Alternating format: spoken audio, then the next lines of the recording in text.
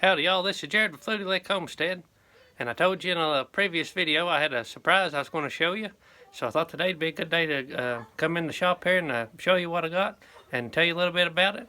So here we go. Okay, here it is, and some of you may know what this is right off the bat, and some of you may think I've got a big pile of junk sitting right here. But what we got right here is an 1800's Blacksmith Bellows. And these are extremely large. These here are 3 feet wide and 5 feet long. And they're in a little bit of disrepair, but for their age, well, the majority of it is there. And I'll show you a little bit more about it in a second. But these was given to me by a dear friend of mine, Mr. Steve. And he got these from the original farm that they come from. And the farm that was in Lawrence County right out of Louisa. And a really old farm. I think the house was built in like the 1840s, and it was built by slaves. And so slaves may have worked with this bellows.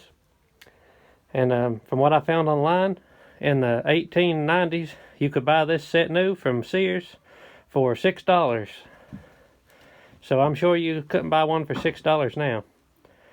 And the way these work is this is the bottom, and there's these 2 inlet holes here. This is what you call a double lung bellow, and there's these baffles on these holes, and on this hook right here you would have a cable or a rod or a chain or something hooked to a lever that you would pull. These would fold down and have leather wrapped around. These two sections would come down. This is the middle where it would be hanging and be laying flat. And whenever these was down, air sucked into the bellows. Then when you push them up, these baffles shut and force air up into the top chamber. And then there's a baffle there. And then as you work this, it keeps air pushing into the top. And then the only place the air can go out of the top 2 chambers is out the spout there at the end. I'm not sure if that's what you would call that, the spout or not, but it would have a pipe hooked to the forge, and that would feed a constant supply of air into the forge. And no matter how many times you was puffing it, the stream of air from the top would be steady, because this would be slowly falling.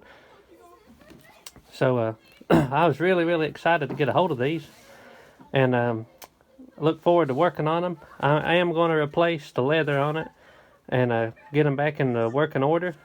And I posted these on my Instagram, and some people said not to restore them, some people said to restore them, but I really want to get them fixed up and get them back in working order and back to their former glory. And I do have a big forge that I'll be putting these on that I'll show you in another video. And looking forward to getting into the little shop I got and making some stuff. I don't know much about blacksmithing, but look forward to learning. And I'm going to be building a new shop up here on the hill close to my barn and my house. So thought this was a really special piece. And you won't find many of these now. And this one's lucky they got it when they did. This side was starting to rot. There's a board rotted out right here I'll have to change. But it looks like most of the boards is poplar. So I've got plenty of poplar boards here to work on this. But the majority of it is here. Got to change the boards, the leather, and then these baffles here. This one may be good, but this one is for sure bad. It looks like a mouse or something has chewed it to come in here to live for a winter. So that'll have to be changed. But I found some videos here on YouTube on people that's made these and such. So there's some information out there about them. So if y'all have any experience with these or know anything about it that I should know, please comment. Let me know your thoughts and what you think. And if you got any tips or tricks or know any places to get some material for this. I know you can also use a canvas material as long as it's good and airtight and flexible. So there's a lot of options. I just haven't been looking into it all that long yet. But I really want to thank Steve for giving these to Lakin for me for Christmas. And this was a huge surprise. And I love this old stuff, so really look forward to having it here on the homestead. So I appreciate y'all watching, and I know this video is short, but just wanted to show you this. So make sure y'all like and subscribe and leave me your comments. I love reading and talking with y'all, and I hope y'all have a very blessed day.